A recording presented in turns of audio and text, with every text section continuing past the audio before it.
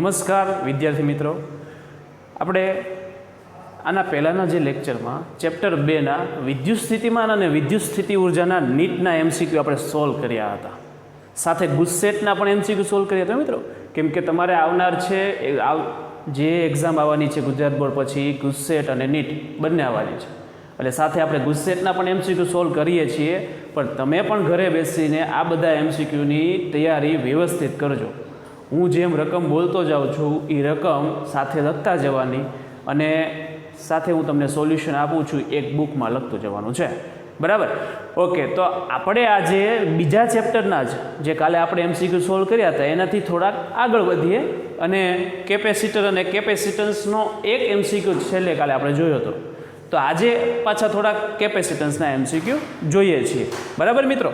તો એમાંનો જો એક એમસીક્યુ જે છે એ આપણે જોઈ લઈએ કે કેપેસિટન્સ અને કેપેસિટરનો એમસીક્યુ જોવો છે.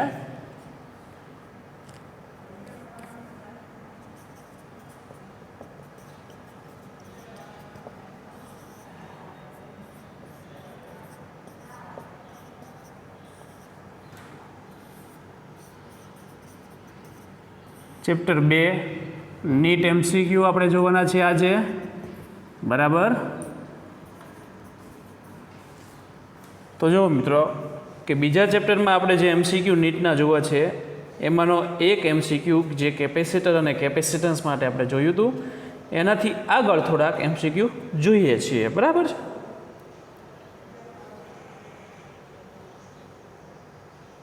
જો એક સમાંતર પ્લેટ કેપેસિટરને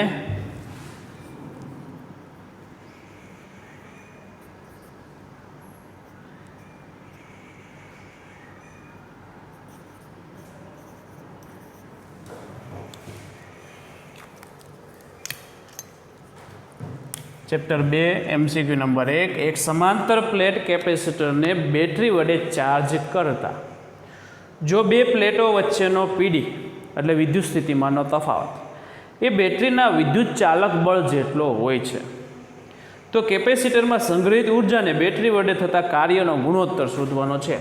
જો આપણે પહેલાં એમસીક્યુ માટેનો થોડોક ડેટા લખી નાખીએ કે એનો વિદ્યુત સ્થિતિમાનનો તફાવત એના વિદ્યુત ચાલક બળ જેટલો છે. બેટરીનું વિદ્યુત ચાલક બળ એટલે ઈએમએફ એટલે વી બરાબર ઈ જેટલું થાય છે, ત્યારે કેપેસિટરમાં સંગ્રહિત ઉર્જા એ બેટરી વડે થતા કાર્યના ગુણોત્તર શોધવાનો છે. બેટરી વડે થતા કાર્ય એ બંનેનો ગુણોત્તર આપણે મેળવવાનો છે. શું થશે? તો એ ગુણોત્તર મેળવવા માટે કે બેટરી વડે થતું કાર્ય ગોતવું છે અને સાથે આપણે સંગ્રહિત ઉર્જા પણ શોધવી છે. તો એ બંનેની માટે આપણે જો સંગ્રહિત ઉર્જા અને કાર્ય બંને શોધવા માટે સૌથી પહેલાં બેટરી વડે થતું કાર્ય, કેમ કે બેટરી વડે જ વિદ્યુતભાર પ્રાપ્ત થશે એટલે કાર્ય થશે. તો એની માટેનું સૂત્ર છે W બરાબર Q ઇન્ટુ વી. બરાબર ને? વિદ્યુત સ્થિતિમાનના સૂત્ર પરથી V બરાબર Wના છેદમાં Q, તો W બરાબર શું થશે મિત્રો? QV. તો એમાં આપણે વિદ્યુતભાર છે, એમાં કેપેસિટન્સ જો આપણે લાવવું હોય તો Q બરાબર CV સૂત્ર છે, તમે જાણો છો. બરાબર ને? Q બરાબર CV. આપણે આની જગ્યાએ આ સૂત્ર મૂક્યું છે. તો શું થશે કે W બરાબર CV² એમ થશે. આ મળી ગયું આપણને કાર્ય. અને બેટરીમાં સંગ્રહિત ઉર્જાની જો વાત કરીએ કેપેસિટરમાં, તો કેપેસિટરમાં સંગ્રહિત ઉર્જા જે છે એની માટેનું સૂત્ર આપણે જાણીએ છીએ, U બરાબર 1/2 CV². સંગ્રહિત ઉર્જાનું સૂત્ર આપણે ભણી ગયા છીએ કે U બરાબર 1/2 CV². બરાબર છે? તો આપણે આ બંનેનો હવે ગુણોત્તર લઈએ તો સંગ્રહિત ઉર્જાના છેદમાં કાર્ય ભાંગી નાખશું. તો જો સંગ્રહિત ઉર્જા એના છેદમાં કાર્ય બરાબર સંગ્રહિત ઉર્જા છે 1/2 CV², એના છેદમાં કાર્ય છે CV². તો આ CV² ઉડી જશે એટલે શું થશે? 1/2 એટલે અડધું થશે. સંગ્રહિત ઉર્જા એ કાર્યથી અડધું હશે, બરાબર. ચાલો એની પછીનો નેક્સ્ટ MCQ જોઈએ. હવે આપણે સેકન્ડ નંબરનો MCQ. તો જુઓ મિત્રો, આપણે સેકન્ડ નંબરનો MCQ જોઈએ છીએ.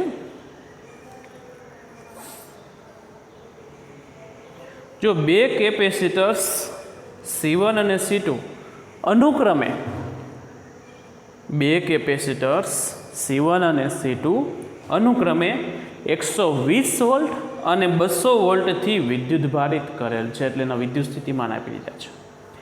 એવું જોવા મળે છે કે જ્યારે તેમને એકબીજા સાથે જોડવામાં આવે છે ત્યારે તે બંને પરનું વિદ્યુત વિભવ શૂન્ય બને છે.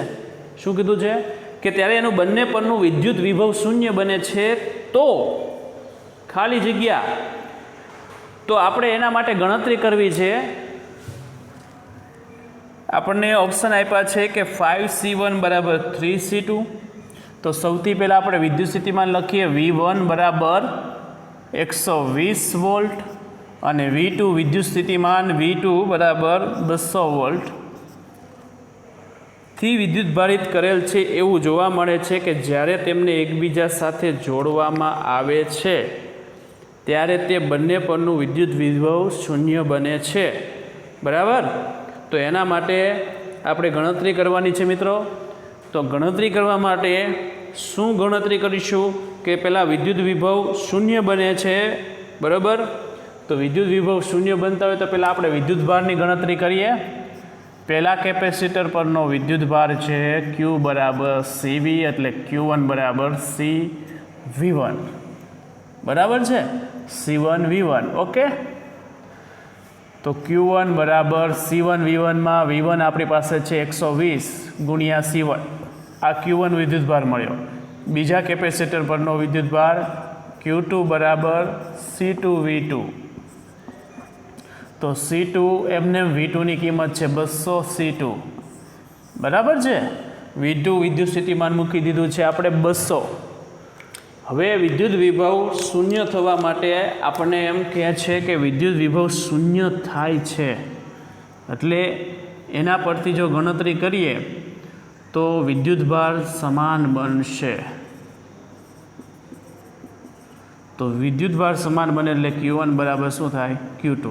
Q1ની કિંમત આપણી પાસે છે 120 C1 અને Q2 બરાબર 200 C2. વિદ્યુત ભાર સમાન કે બને છે કે વિદ્યુત વિભવ શૂન્ય બને, એટલે તમે જો વિદ્યુત વિભવ શૂન્ય બને તો V1 માઇનસ V2 બરાબર 0 થાય. તો V1 બરાબર શું થાય? V2 થાય. V1 એટલે K Q1 અપોન R બરાબર K Q2 upon R. K અને R તો ઉડી જવાના છે, એટલે શું થશે? Q1 બરાબર Q2 થશે મિત્રો. એટલા માટે આપણે ત્યાં લખીએ છીએ કે Q1 બરાબર Q2. અને આ વિદ્યુત ભાર સમાન બન્યા એટલે Q1ની કિંમત આપણે અહીંયાથી મૂકી દીધી 120 C1 અને Q2ની 200 C2, બરાબર છે.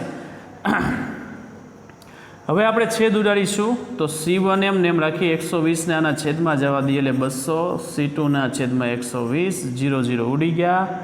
5 ચોક 20, 4 તેરી 12, 3 અહીંયા પાછા લઈ લઈએ એટલે 3C1 બરાબર 5C2. આ આપણો જવાબ છે. ઓપ્શન આ રીતના છે, એટલે આપણો જવાબ શું બનશે બેટા? 3C1 બરાબર 5C2, બરાબર છે. આ આપણને મળી ગયો આન્સર. હવે આપણે થોડુંક આ ભૂસી નાખીએ છીએ એટલું, એટલે ત્રીજો MCQ આપણે જોઈએ. હવે નેક્સ્ટ એના પછીનો MCQ, થર્ડ નંબરનો MCQ જોઈએ, બરાબર. જો એના પછીનો MCQ છે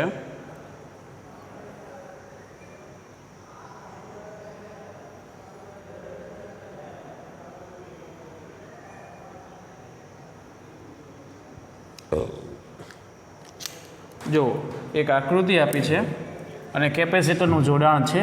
આવા MCQ પણ તમને વારંવાર પૂછાય છે, એટલા માટે આ પણ જોઈએ આપણે. આ કેપેસિટર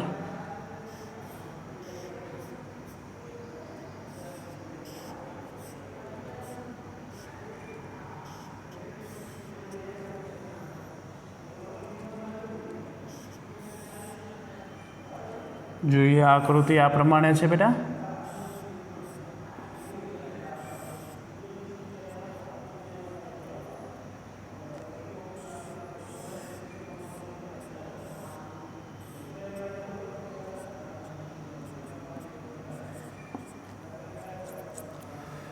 2 માઇક્રોફેરાડે, 4 માઇક્રોફેરાડે, 3 માઇક્રોફેરાડે અને 9 માઇક્રોફેરાડે.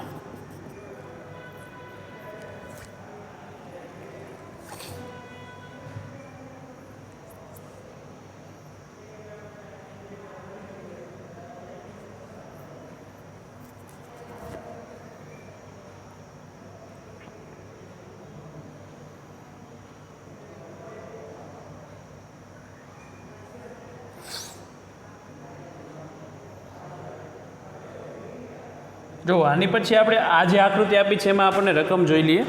કેપેસિટરોનો જોડાણ આકૃતિમાં આપ્યા છે, બરાબર. અને એક બિંદુવત વિદ્યુતભાર કે જેનો વિદ્યુતભાર એ 4 માઇક્રોફેરાડે અને 9 માઇક્રોફેરાડે કેપેસિટરોના પરના વિદ્યુતભારોના સરવાળા બરાબર છે વડે તેનાથી 30 મીટર દૂરના વિદ્યુવતના વિદ્યુત ક્ષેત્રનું 30 મીટર દૂર એટલે આર અંતર આપ્યું છે.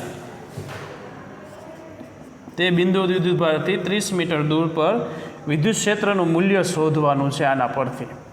તો આના પરથી તમારે સમતુલ્ય કેપેસિટન્સ પરથી તમારે પહેલાં વિદ્યુતભાર મેળવવાનો થશે. અને તમને રકમમાં એમ કીધું છે કે જે વિદ્યુતભાર છે એ 4 અને 9 માઇક્રોફેરાડેના વિદ્યુતભારોના સરવાળા જેટલો છે. તો તમારે 4 અને 9 માઇક્રોફેરાડેના વિદ્યુતભારના સરવાળા જેટલો જો હોય તો એ વિદ્યુતભારની આપણે ગણતરી કરવાની છે 4 અને 9 માઇક્રોફેરાડેના વિદ્યુતભાર માટેની. તો જોઈએ આપણે. તો જુઓ બેટા, સૌથી પહેલાં આ 3 અને આ 9 માઇક્રોફેરાડે જે વિદ્યુત કેપેસિટન્સ છે, 3 અને 9 માઇક્રોફેરાડેના જે 2 કેપેસિટન્સ છે એ બંને એકબીજા સાથે કેવા જોડાણમાં છે? તો આકૃતિ પરથી જોઈ શકીએ છીએ કે બંને એકબીજા સાથે સમાંતરમાં છે. તો આપણે એનું સમતુલ્ય કેપેસિટન્સ શોધીએ કે 3 માઇક્રોફેરાડે અને 9 માઇક્રોફેરાડેના 9 માઇક્રોફેરાડે કેપેસિટન્સ સમાંતરમાં જોડેલા છે. તેનું સમતુલ્ય કેપેસિટન્સનું સૂત્ર તમે જાણો છો કે C પ્રાઇમ બરાબર 3 + 9 એટલે કેટલા થશે? 12 માઇક્રોફેરાડે. હવે આ જ કેપેસિટન્સ જે છે, હવે આ કેપેસિટન્સ જે સમતુલ્ય મળ્યું એ આની સાથે કેવા જોડાણમાં હોય? તો 4 માઇક્રોફેરાડે સાથે કેવા જોડાણમાં બનશે? તો કે શ્રેણી જોડાણમાં. કઈ રીતે? આમ જો આકૃતિ આ રીતે બની જશે. પછી આ 4 માઇક્રોફેરાડે અને આ 12 માઇક્રોફેરાડે, બરાબર. તો હવે આ એકબીજા સાથે કેવા જોડાણમાં થઈ ગયા? શ્રેણીમાં થઈ ગયા. તો જો હવે એ બંને 4 માઇક્રોફેરાડે અને 12 માઇક્રોફેરાડે એકબીજા સાથે શ્રેણી જોડાણમાં જો હોય તો એનું સમતુલ્ય કેપેસિટન્સ શોધવા માટેનું સૂત્ર આપણે આમ ગણતરી કરી શકીએ કે 4 અને 12નો ગુણાકાર છેદમાં 4 + 12. તમે જાણો છો કે C1 C2 ના છેદમાં C1 + C2 ડાયરેક્ટ. તો 4 × 12 એટલે 12 ચોક 48 છેદમાં 12 ને 4 16, 16 તેરી 48 એટલે 3 માઇક્રોફેરાડે થશે. તો હવે 3 માઇક્રોફેરાડેનું અહીંયા આપણને એક જોડાણ મળશે, બરાબર. હવે આને આપણે ભૂસી નાખીએ. હવે બની જશે એ 3 માઇક્રોફેરાડેનું જોડાણ અને એની સાથે નીચે બનશે 2 માઇક્રોફેરાડેનું જોડાણ, બરાબર. તો મિત્રો એ તમે વિચારો કે આ બંને 3 અને આ 2 એકબીજા સાથે કેવા જોડાણમાં હોય? તો કે સમાંતરમાં. કારણ કેમ કે અહીંથી તમે પ્રવાહ પસાર કરો, અહીંથી જંકશનેથી 2 તાર છૂટા પડ્યા છે, તો હવે એકબીજા સાથે કેવા જોડાણમાં હશે? તો કે સમાંતરમાં. એટલે 3 માઇક્રોફેરાડે અને 2 માઇક્રોફેરાડે કેવા જોડાણમાં છે? તો કે સમાંતરમાં. જો સમાંતરમાં હોય તો એનું સમતુલ્ય કેપેસિટન્સ થશે C બરાબર 3 + 2 એટલે 5 માઇક્રોફેરાડે. એનું સમતુલ્ય કેપેસિટન્સ થશે 5 માઇક્રોફેરાડે, બરાબર છે. જો 3 માઇક્રોફેરાડે અને 2 માઇક્રોફેરાડેના બંને કેપેસિટન્સના સમાંતર જોડાણમાં સમતુલ્ય કેપેસિટન્સ આપણને 5 માઇક્રોફેરાડે મળ્યું છે. તો 5 માઇક્રોફેરાડે પરથી આપણે વિદ્યુતભારની ગણતરી કરવાની છે કે Q બરાબર CV આ સૂત્ર તમે જાણો છો. વિદ્યુત સ્થિતિમાન તમને 8 આપ્યું છે, કેપેસિટન્સ તમને 5 મળ્યું છે. તો Q બરાબર શું થાય કે Cની કિંમત મૂકીએ 5 માઇક્રો એટલે 10⁻6 અને વિદ્યુત સ્થિતિમાન છે 8 એટલે 8 પંચાને 40 10⁻6 કુલમ. આ આપણને મળી ગયો વિદ્યુત ભાર 40 10⁻6 કુલમ.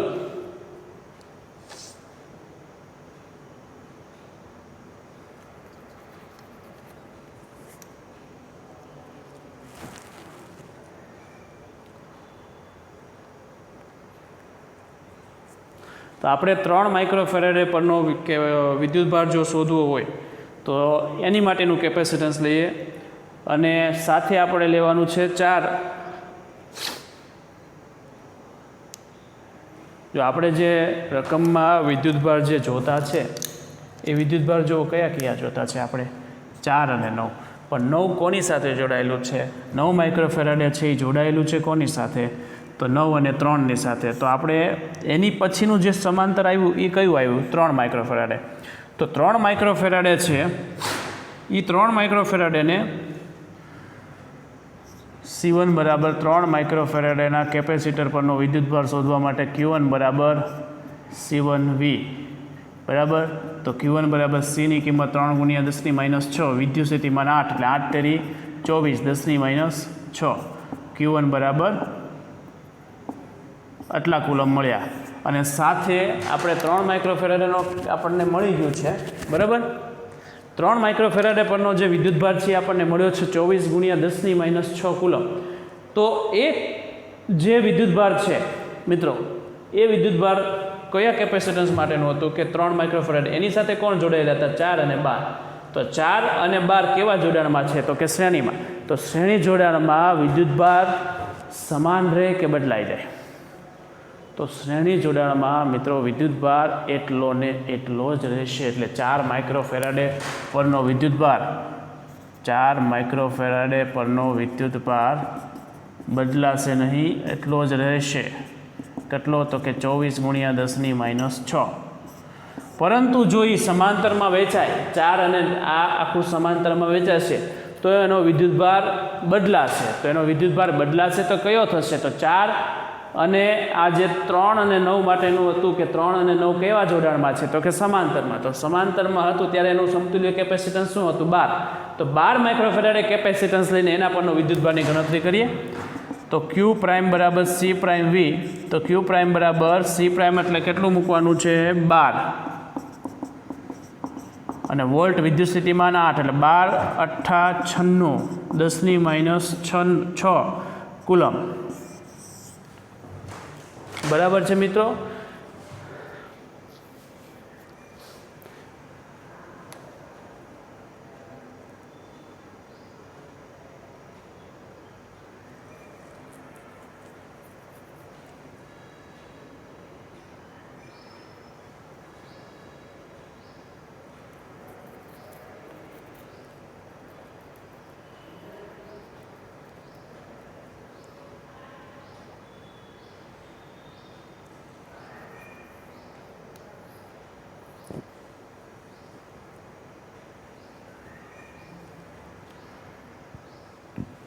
હવે આપણે ગણતરી કરવી છે 9 માઇક્રોફેરાડે માટે.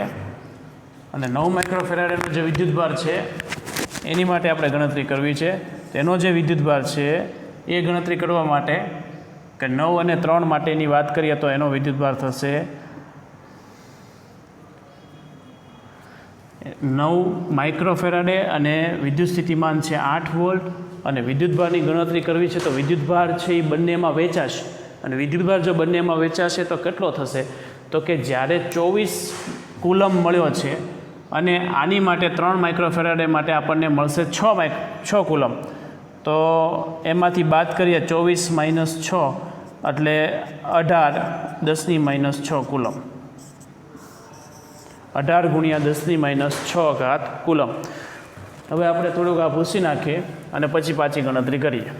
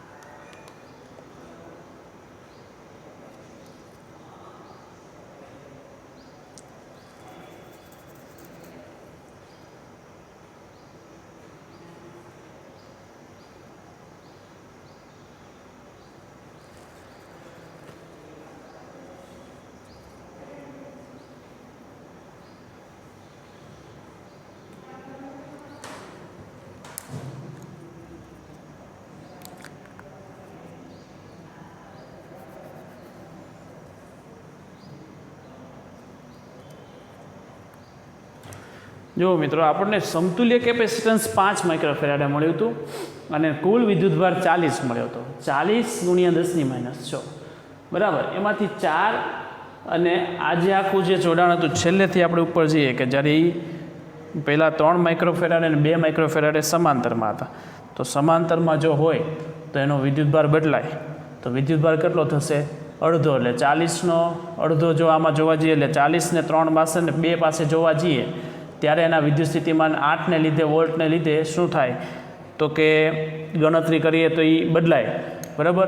આપણને જે 3 માઇક્રોફેરાડેનો જે કેપેસિટન્સ અહીંયા હતું 3 માઇક્રોફેરાડે એનો વિદ્યુતભાર 24 × 10⁻⁶ મળ્યો. એ 24 × 10⁻⁶ પરથી આપણે જો 9 માઇક્રોફેરાડેના કેપેસિટર પર જઈએ, 18 કઈ રીતે આવ્યા એ તમને સમજાવવું છે મારે. તો કે Q = CV એ સૂત્ર તમે જાણો છો. જ્યારે વિદ્યુતભાર છે એ બદલાવાના નથી, બંને સમાન રહેવાના છે. બરાબર. તો આની માટે કેપેસિટન્સ C1V હતું, આની માટે હતું C2V. પરંતુ જે ગણતરી કરવી છે આપણે કે વિદ્યુત સ્થિતિમાન છે એ બદલાવાના નથી. V1 = V2 થશે. તો Q = CV હોય તો V = Q/C એટલે Q/C1 = Q/C2. આ વિદ્યુતભાર Q1 ને આ વિદ્યુતભાર Q2. પરંતુ મિત્રો આપણે Q1 વિદ્યુતભાર છે કેટલો મૂકવાનો છે તો કે 24 એના છેદમાં C1. તો એની માટેનું જે કેપેસિટન્સ છે એ કેટલું મૂકવાનું છે તો કે 9. અને એની માટે અહીંયા Q2 શોધવું છે. તો C2 કેટલું મૂકીશું આપણે? કયા માટેની વાત કરીએ છીએ તો કે 4 માટેની. બરાબર. તો Q2 = 24 × 4/9. તો 8 તેરી 24 અને 3 તેરી 9, 8 ચોક 32/3. અને એ આપણે ગણતરી કરીએ તો Q2 = 24 × 9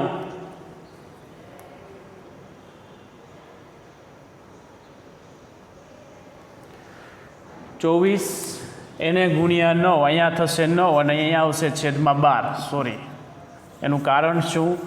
એનું કારણ એ કે આપણે સમતુલ્ય 9 અને 3 જે છે એ એકબીજા સાથે સમાંતરમાં હતો ત્યારે એનો સમતુલ્ય કેપેસિટન્સ આપણને શું મળ્યું હતું?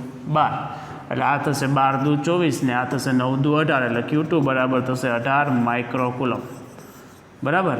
હવે આ બધા વિદ્યુતભારો તો મળી ગયા, પણ આપણને શું કીધું છે કે વિદ્યુત ક્ષેત્ર શોધવા માટે વિદ્યુતભાર કયો લેવાનો છે? 4 અને 9 માઇક્રોફેરાડના વિદ્યુતભારોના સરવાળા જેટલો છે. થોડોક MCQ લેન્ધી અને થોડોક મોટો પણ છે અને થોડુંક વિચિત્ર પ્રકારનું છે. તો પહેલાં જુઓ, આપણને રકમમાં શું કીધું હતું કે જે વિદ્યુતભારની મદદથી વિદ્યુત ક્ષેત્ર શોધવાનું છે એ કયા કેપેસિટન્સના વિદ્યુતભારનો સરવાળો કે 4 અને 9 માઇક્રોફેરાડ.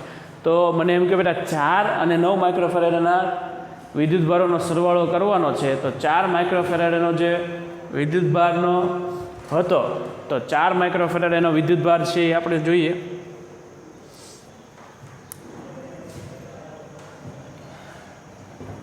ચાર માઇક્રોફેરાડના કેપેસિટરનો વિદ્યુતભાર Q = CV પરથી સૂત્ર લગાડીએ. Q = CV સૂત્ર લગાડીએ તો Q = 4 એને ગુણ્યા 8. તો આપણે જોઈએ એનું સૂત્ર પરથી કે ટોટલ આપણને જે વિદ્યુતભાર આપણને જેના પરથી મળશે એ કેટલો મળશે? તો 24 × 10⁻⁶ કુલમ. બરાબર. તો કુલ વિદ્યુતભાર Q = 4 માઇક્રોફેરાડનો વિદ્યુતભાર છે 24 પ્લસ આ વિદ્યુતભાર માટેનો ગણતરી કરીએ તો એનો વિદ્યુતભાર છે 18. બંનેનો સરવાળો ગુણ્યા 10⁻⁶.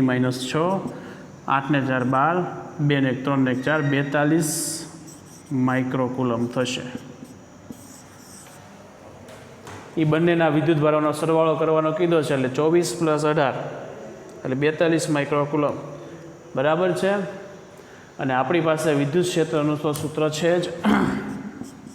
વિદ્યુત ક્ષેત્ર E = KQ/R². એમાં K એટલે 9 × 10⁹. Q વિદ્યુતભાર આપણને જે મળ્યો એ 42 × 10⁻⁶. બરાબર. એના છેદમાં R અંતર તો કયું લેવાનું છે? જે આપણને આપ્યું છે એ 30 મીટર. તો 30 એનો વર્ગ. બરાબર. આપણે આનું સાદુરૂપ આપીએ તો જોઈ લઈએ આપણું સાદુરૂપ શું આવે છે.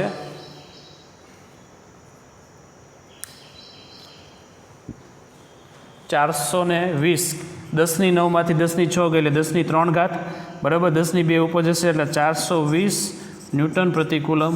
આ આપણો જવાબ. બોલો આ જવાબ લાવવા માટે આપણે કેટલી કસરત કરવી પડી.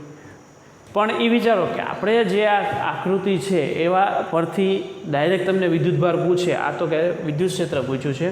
ક્યારેક એ લોકો એમ પૂછે કે 2 માઇક્રોફેરાડ પરનો વિદ્યુતભાર શું થાય, તો વિચારવાનું કે શ્રેણીમાં હોય તો સમાન રહે, સમાંતરમાં હોય તો વિદ્યુતભાર બદલાય. ને વિદ્યુતભાર કઈ રીતે બદલાય?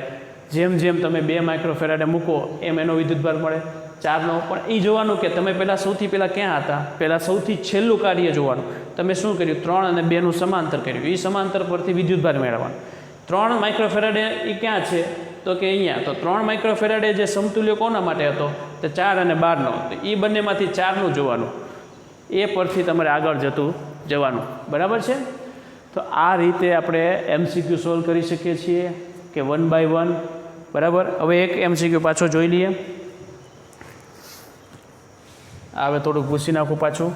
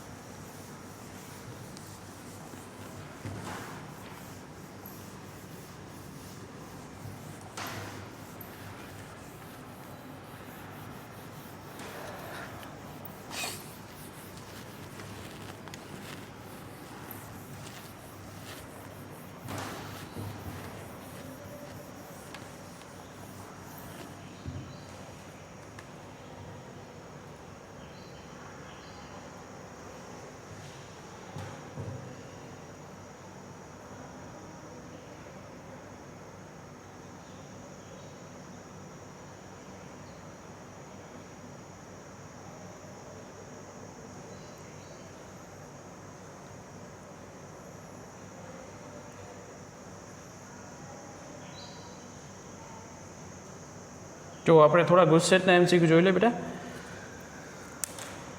એક MCQ જે છે બહુ સરસ મજાનો MCQ છે.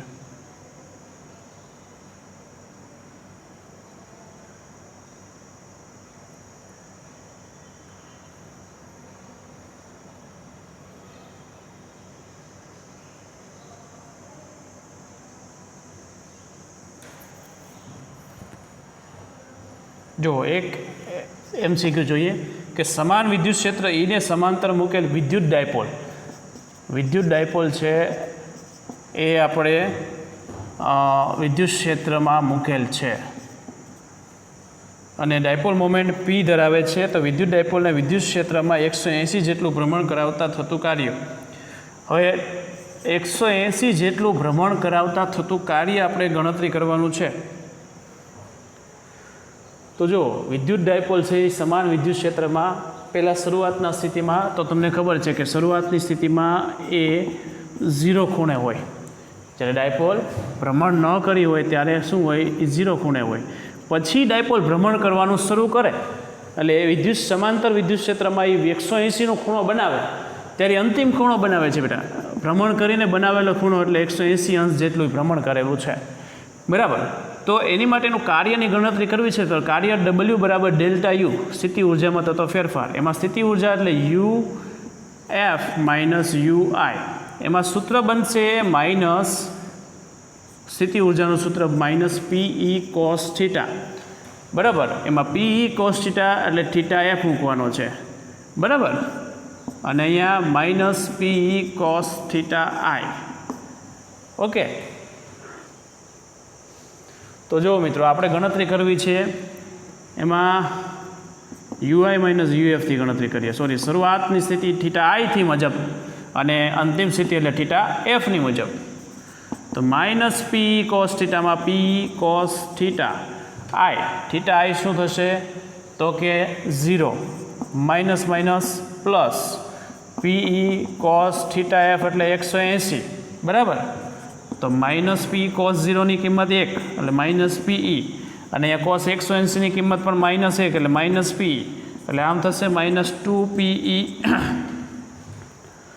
જો શું કર્યું આપણે કે પી cos 0ની કિંમત 1, અહીંયા cos 180ની કિંમત -1 એટલે પ્લસ માઇનસ માઇનસ એટલે માઇનસ પી ને માઇનસ પી એટલે -2PE બરાબર. અને બાકી કાંઈ વસ્તુ આપણને આપી નથી એટલે આ આપણો જવાબ.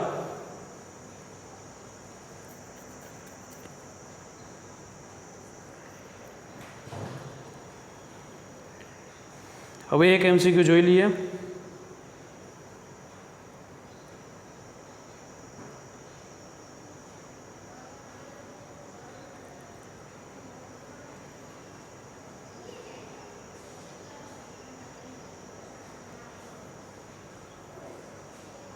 જો એક જ MCQ એવો સરસ મજાનો MCQ છે જે આપણે જોઈ લઈએ. એક આકૃતિ આપી છે અને એમ કીધું છે, આ આકૃતિ જો હું અહીંયા દોરું છું MCQમાં આપણને આ રીતે કીધું છે કે 2 કેપેસિટર્સ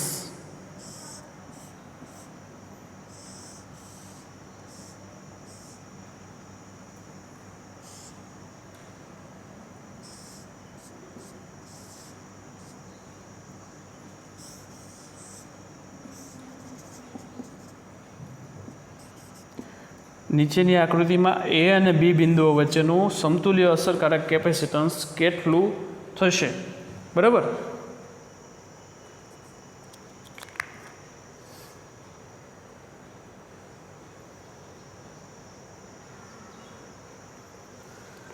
જો આ જે આકૃતિ આપી છે એમાં આ જે ભાગ છે એ તમે જો અહીંથી આમ શોર્ટ કરેલો. શોર્ટ એટલે કે કોઈ જોડાણ નથી, કોઈ કેપેસિટન્સ એક બીજો એની સાથે જોડ્યો નથી, નહીં તો ડાયરેક્ટ છેડો આમ ન લેવો જોઈએ. તો આ આખો ભાગ છે એ શોર્ટ કરેલો છે. જો આ ભાગ શોર્ટ કરેલો હોય તો આ કેપેસિટન્સની ગણતરીમાં જ ન આવે. તો આકૃતિમાં જે આખી પરિપથ આપ્યો છે એમાં ગણતરીમાં 2 જ કેપેસિટન્સ આવશે. આ શોર્ટ કરેલો છે એટલે આને આવવાનો જ નથી, એટલે એ ગણતરીમાં લેવાનો છે નહીં. તો 2 કેપેસિટર છે એ એકબીજા સાથે કેવા જોડાણમાં છે? તો કે સમાંતર જોડાણમાં છે. તો એની માટેની ગણતરી કરીએ કે C બંને કેપેસિટરો સમાંતરમાં જોડેલા છે તો એનું સમતુલ્ય કેપેસિટન્સ આપણે આમ ગણતરી કરીએ કે C + C એટલે શું થશે? 2C. આ જવાબ આપણો. એટલે સમતુલ્ય કેપેસિટન્સ શું થાય? તો કે 2C. કેમ કે એ જોઈ લેવાનું કે અહીંયા શોર્ટ કરેલું છે કે નહીં. શોર્ટ એટલે તમે જોયું હશે કે આ આખો ભાગ છે એ શોર્ટ કરેલો છે. કેમ કે આવું ગેટમાં આવી ગયું આપણે 14મા પ્રકરણમાં એને એનડી ગેટમાં શોર્ટ કરતા હોય તો આ ભાગ છે એનાથી ગણતરીમાં જ નથી લેવાતો, એટલે નોટ ગેટ તરીકે, એટલે નોટ એટલે નથી એમ. બરાબર છે. આજે આપણે જે MCQ સોલ્વ કર્યા બેટા એ MCQ તમારે પ્રેક્ટિસ કરવાની છે. બરાબર છે. અને નેક્સ્ટ લેક્ચરમાં આપણે હવે 3જા ચેપ્ટરના MCQ જોવાના છે, નીટ અને ગુજસેટના. બરાબર છે. આવજો.